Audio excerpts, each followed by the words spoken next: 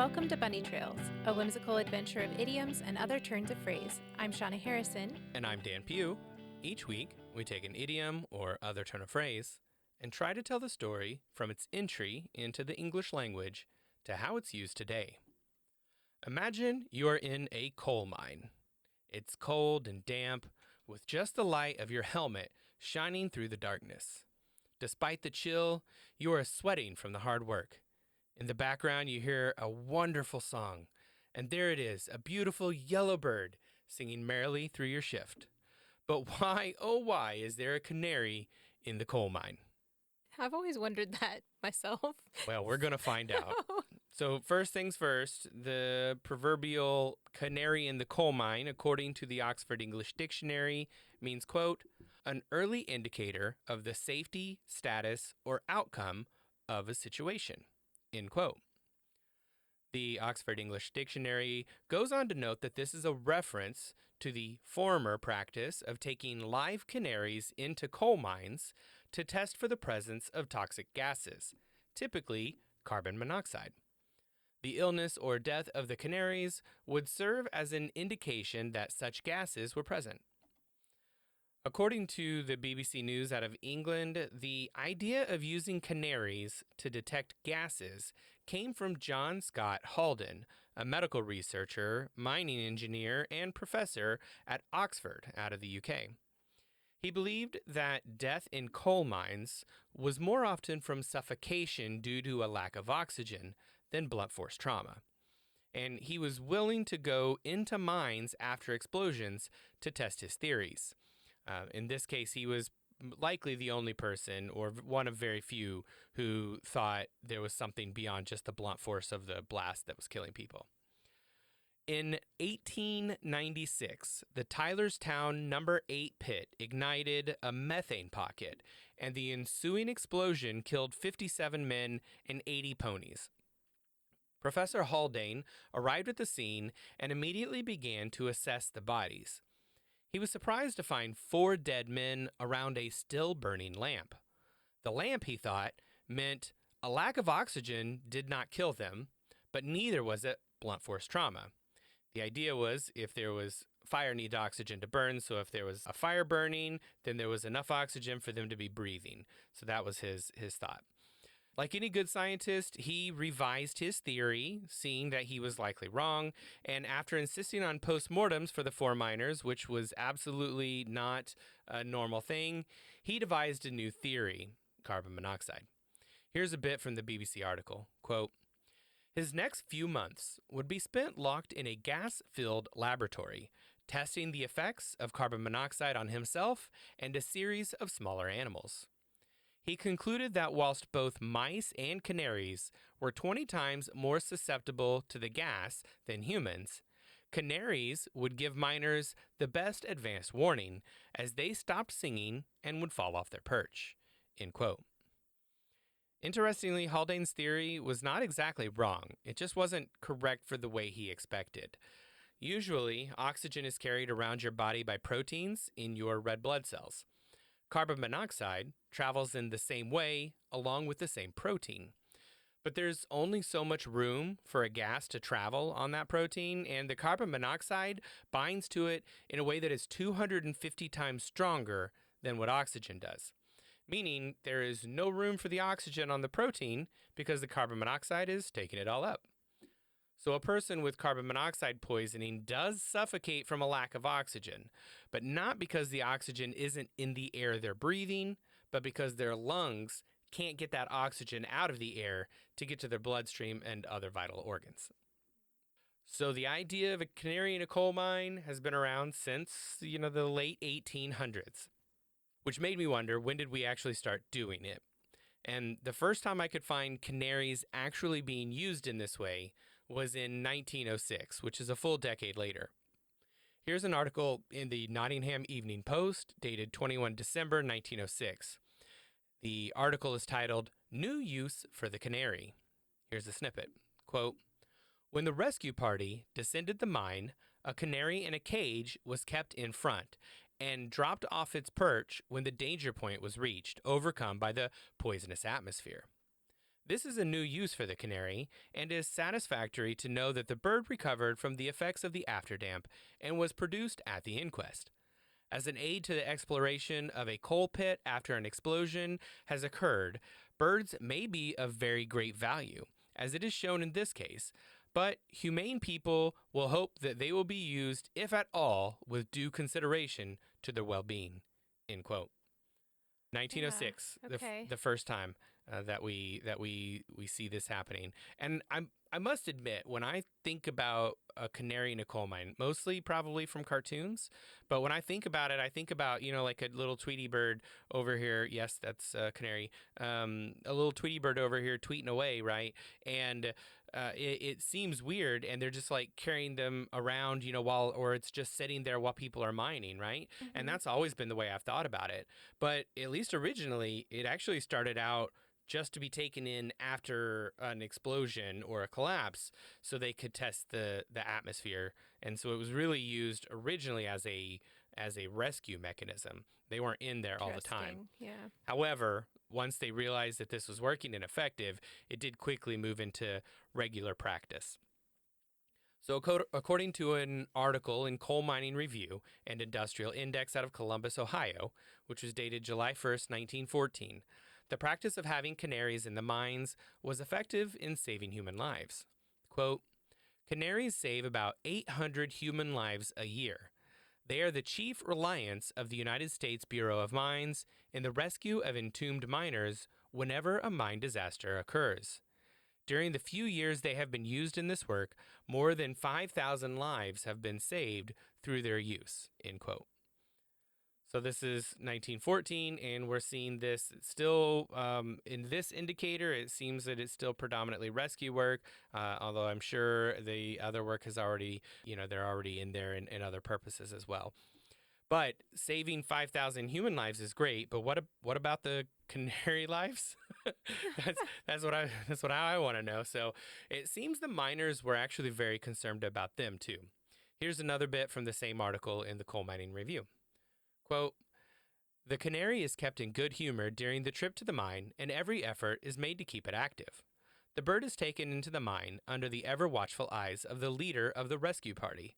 As long as the bird continues to chirp and hop about in the cage, the rescue party continues on its way. Just as soon as the bird's activity begins to waver, however, the progress of the party is halted. The leader tightens his helmet to make sure that no breath of the death carrying coal damp gets in his lungs. The fact that the canary begins to feel wobbly is an indication that the air is impure, and that such victims as they find will have to be carried to a point beyond the one in question if they are to recover. The party retraces its steps slowly, carefully watching the physical condition of the bird in the cage until they reach a spot where the bird revives. Here, one of the rescue party is left with the bird to refresh it with his oxygen supply and to await the return of the rest of the party with such victims as they may be able to find. End quote. So that's 1914. We know that in the U.S. at least, it's being used pretty frequently, and it's a regular standard act for the Bureau of Mines in the United States to be able to ensure that you're using them as an early warning system, which is exactly the figurative use now. They're an early warning system to say it's starting to get a little dangerous. Let's back up, including with the bird. And one of you stays with the bird to make sure it's okay. And the rest of us are going to go find bodies. And also, that's our indicator when we come back. We've got to get them to the point where you are. And then rather than having to carry them all the way out of the mine, they only have to get them to that point, and then they can continue on. Before, they were just, this was also in the article, but I'm not going to read it. They had to carry them all out of the mine. And that was very problematic because they didn't know where it was safe. That's so interesting. 1906 is when we first saw this being used. In 1911, the UK introduced the Coal Mines Act, which insisted that miners use two small caged birds each time they went down to a mine to warn of gases. And which means by 1911, this was a common practice in the UK at least, that they would have birds with them all the time. Canary being the most popular one, but there was actually another bird that they had found also might be of use, at least in the UK, not necessarily in the US. But it wasn't until actually 1986 that British legislation ordered miners to replace canaries with electronic carbon monoxide sensors. That's wild to me.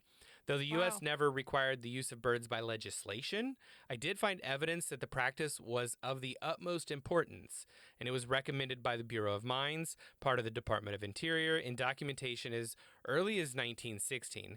And that documentation also referenced a work in 1915 that may have recommended the practice, but I couldn't verify that. Gotcha.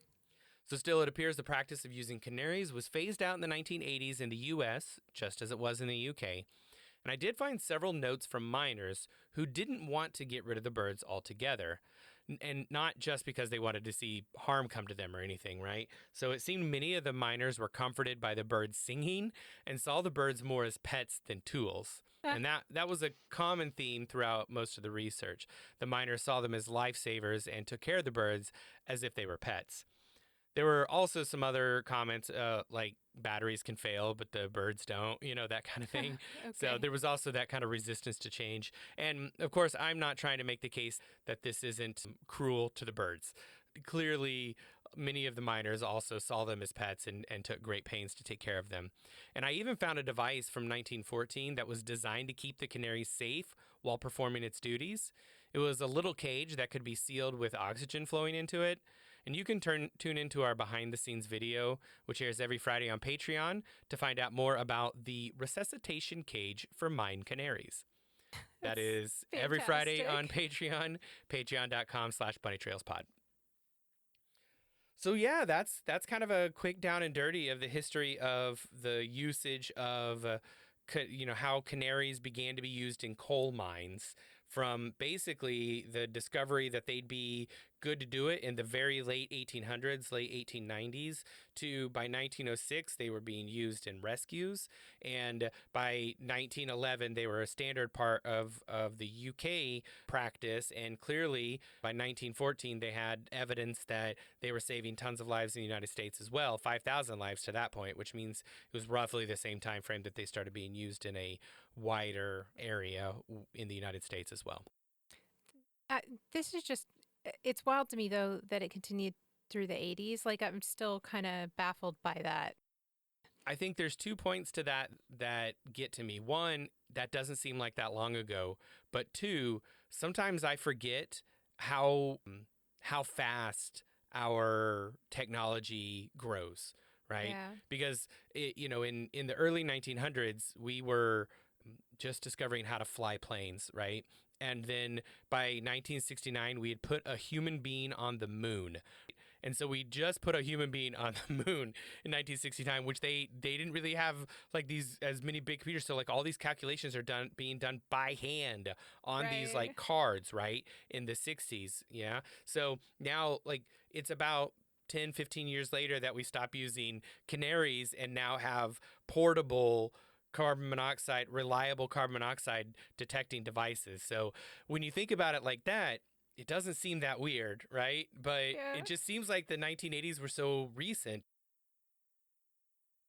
Okay, well, the point of all this that we went through, this whole history, was to help us understand that canaries were used as an early warning system for miners, and that is the literal starting point for this proverbial phrase meaning any sort of early warning system.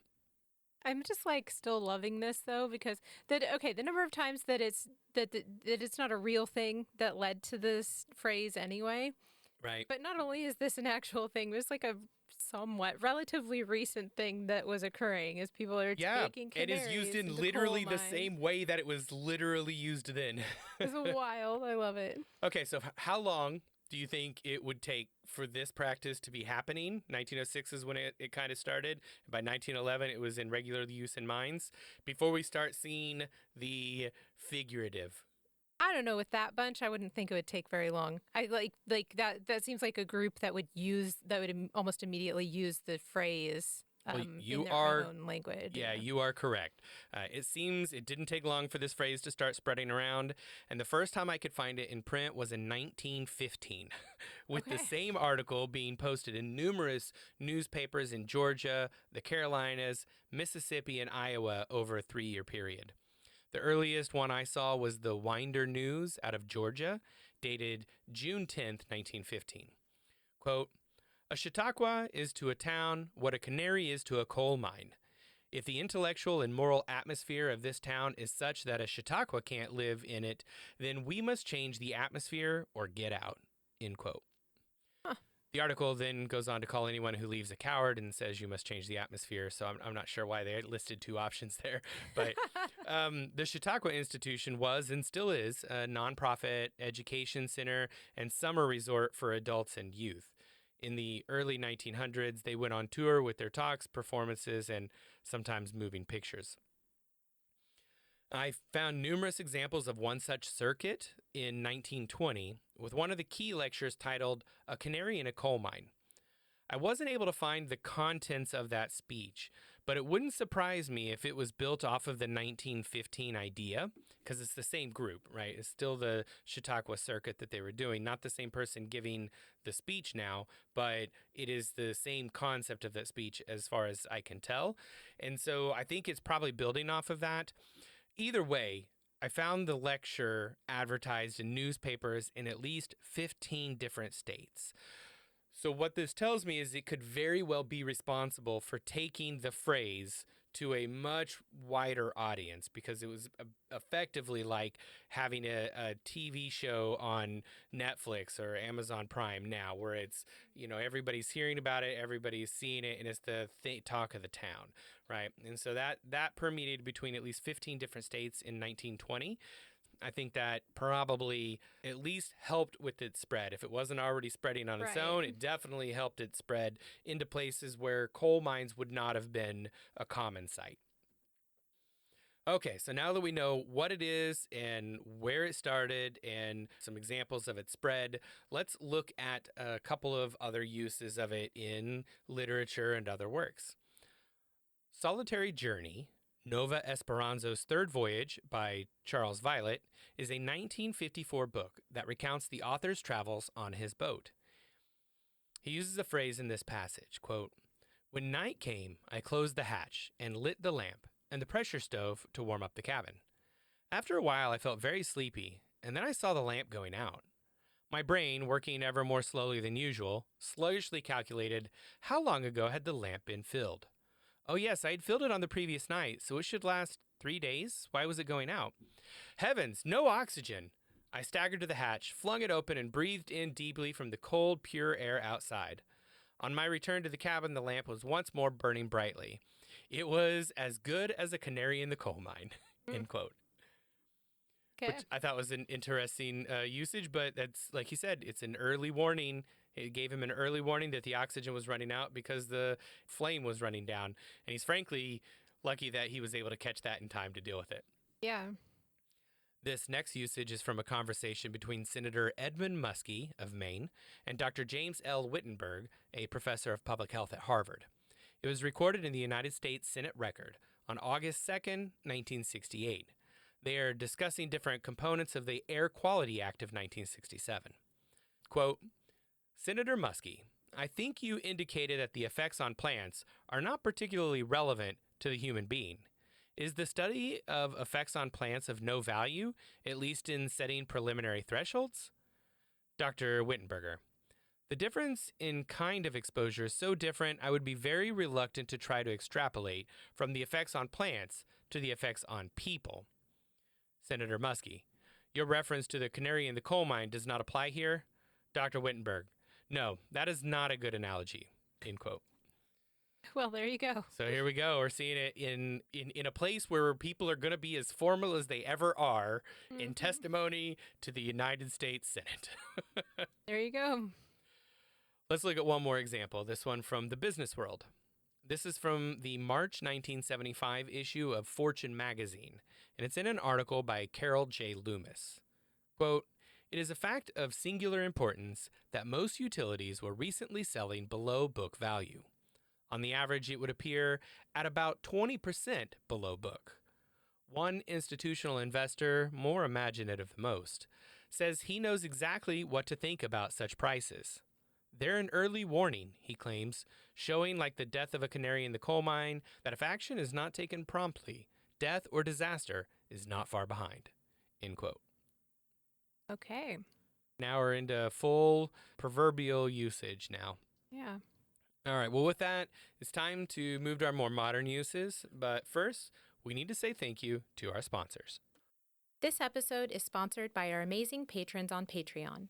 And the cool thing about Patreon is it is 100% free to join the community. We have new things every weekday on the feeds. On Mondays, we have a conversation about what movies, shows, books, podcasts, and whatever else everyone is enjoying. Tuesdays see early access to the week's podcast. Wednesdays have all the links, books, songs, and other content mentioned in the week's episode. Thursday has patrons-only polls, and Fridays are our lightly edited behind-the-scenes video featuring all the cut content, goofs, and bonus facts you could imagine. We've got some other pretty cool stuff too, like original digital artwork once a month made by Shauna, and direct access to talk with us. No algorithms getting in the way of what we see or don't see. Plus, you can get awesome name recognition like Pat Rowe does every episode. And our top spot is currently occupied by the amazing Mary Halsig Lopez. You can join the Bunny Trails community for free at Bunny Trails Pod on Patreon. That's patreon.com/bunnytrailspod. We're going to pick up here right where we left off before the break. Canary in a Coal Mine is a 1980 song by The Police. Here are the opening lines. Quote, "First to fall over when the atmosphere is less than perfect. Your sensibilities are shaken by the slightest defect. You live life like a canary in a coal mine. You get so dizzy even walking in a straight line. You say you want to spend the winter in influenza. You're so afraid to catch a dose of influenza. You live your life like a canary in a coal mine. You get so dizzy even walking in a straight line." End quote. That sounds really fun. Like, also the rhyming influenza is impressive to me. That's true. That's true. Yeah, very, very, very well done. The Canary in the Coal Mine, Why the Stratosphere is Still Relevant, is a speech given by Dr. Darren Toohey in Washington, D.C. on April 24th, 2012. It was given at the Jefferson Science Lecture as part of a United States Fellowship program that brings senior tenured faculty from major universities to the United States State Department for a year to work on projects. Those fellows then serve as consultants on projects for a number of years. The speech highlights the use of our phrase as an early environmental early warning. Now, it's something we're seeing more frequently as the climate crisis continues to evolve in front of our eyes. The use of canary in a coal mine in an increasingly environmental way. I don't know that that's a natural shift for the phrase itself, or just a natural shift because since the 80s we have seen such a massive change in what's literally and actually happening with the environment as a result of the climate crisis, that it's becoming harder and harder for climate deniers to ignore. So in this one, Dr. Toohey is discussing the ozone hole as a canary in a coal mine because it served as an early warning that something was going horribly wrong. We don't hear much about the ozone hole anymore because of a massive international agreement called the Montreal Protocol that was finalized in 1987, and that allowed international support to come together to address one phase of the climate crisis. The protocol was ratified in the United States under Republican President Ronald Reagan in 1987.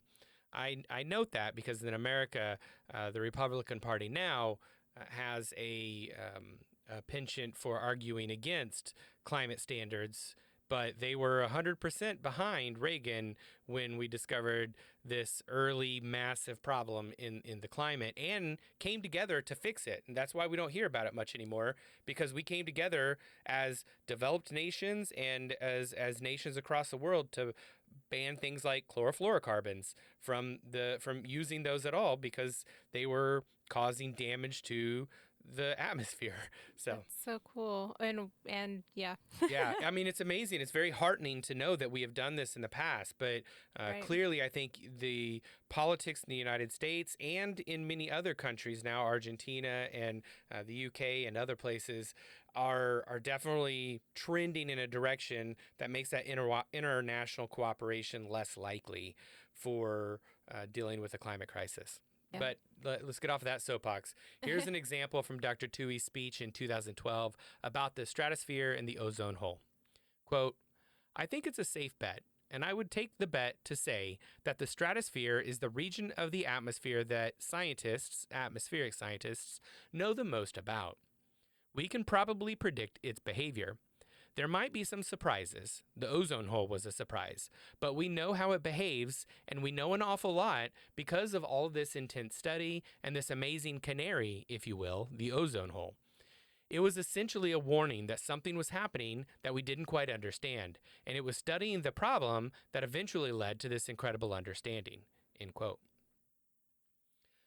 Canary in a Coal Mine is a 2012 song by the Crane Wives.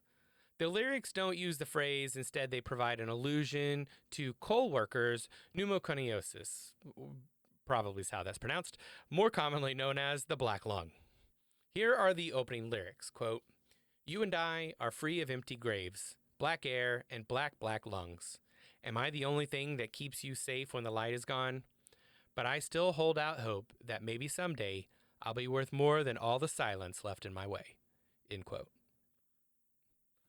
Hey, Yeah. that's like Heavy Yeah. lyrics, but yeah, it's a really neat song, I thought. Canary in the Coal Mine is a 2013 book by Madeline Rosenberg about a canary who breaks free from his proverbial chains to make the work a better place. Here's the synopsis from the publisher. Quote, "Biddy is a canary whose courage more than makes up for his diminutive size. Of course, as a miner bird who detects deadly gas leaks in a West Virginia coal mine during the Depression, he is used to facing danger. Tired of perilous working conditions, he escapes and hops a coal train to the state capitol to seek help in improving the plights of miners and their canaries. Oh, In the tradition of E.B. White, George Selden, and Beverly Cleary's Ralph S. Mouse, Madeline Rosenberg has written a singular novel full of unforgettable characters." End quote. So yes, it's clearly an anthropomorphic canary here that's who can very talk and walk around fun. like humans. Okay. But is he the size of a canary? That's what I want to know. Hmm. Canaries Don't Belong in Coal Mines is an article in Health Progress, the Journal of the Catholic Health Association of the United States, written by Dr. Heather Schmidt, Nicole Dewitt, and Tom Bushlack. This article used the backdrop of canaries in a coal mine to discuss burnout among health professionals during the COVID pandemic. Quote, "Our first intuition as we set out to build a best-in-class wellness program was informed by a belief that our employees will thrive when we can support canaries while they are in the coal mine. This basic intuition about focusing on both individuals and the work environment remains true. But we have also seen the limits of the canary in the coal mine metaphor. In the classic scenario, there is only one canary working in an inherently toxic coal mine." End quote.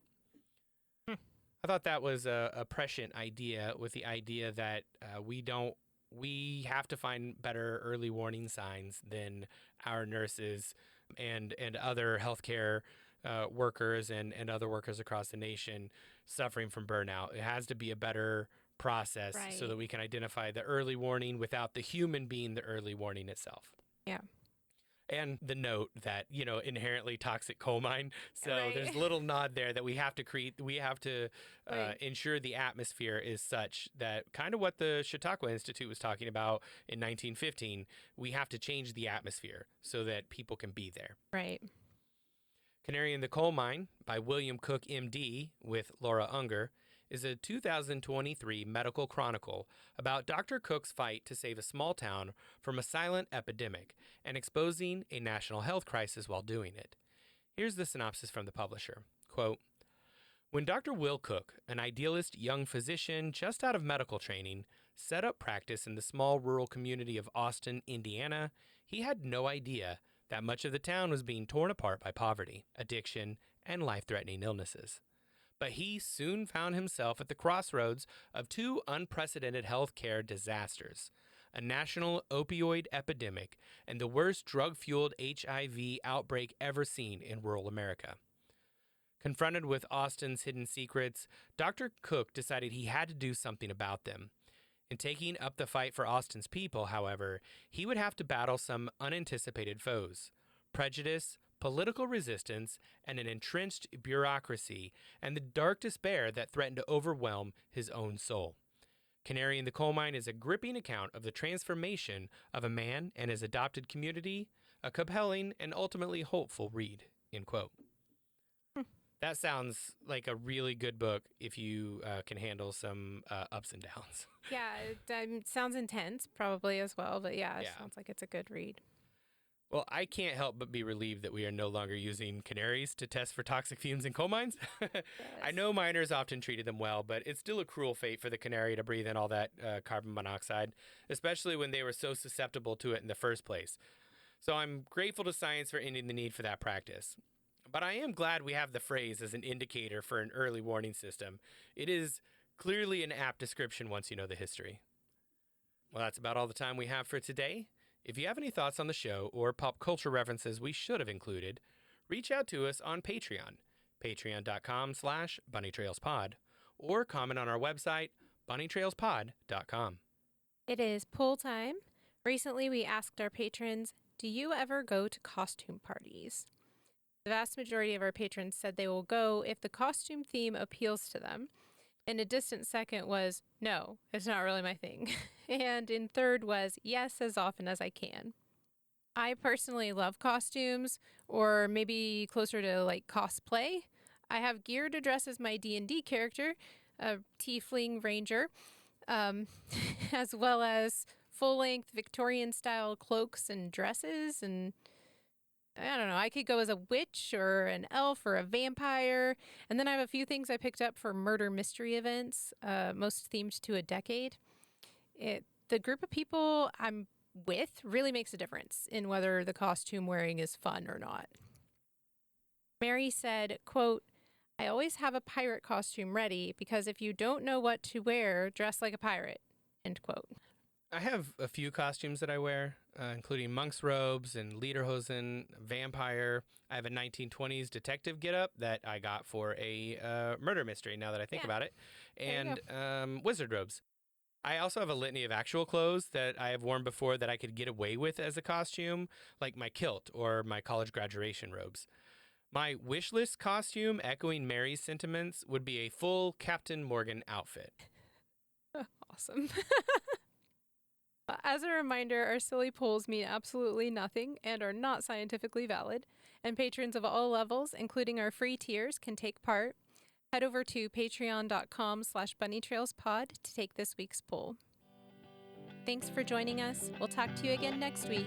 Until then, remember, Words belong to their users.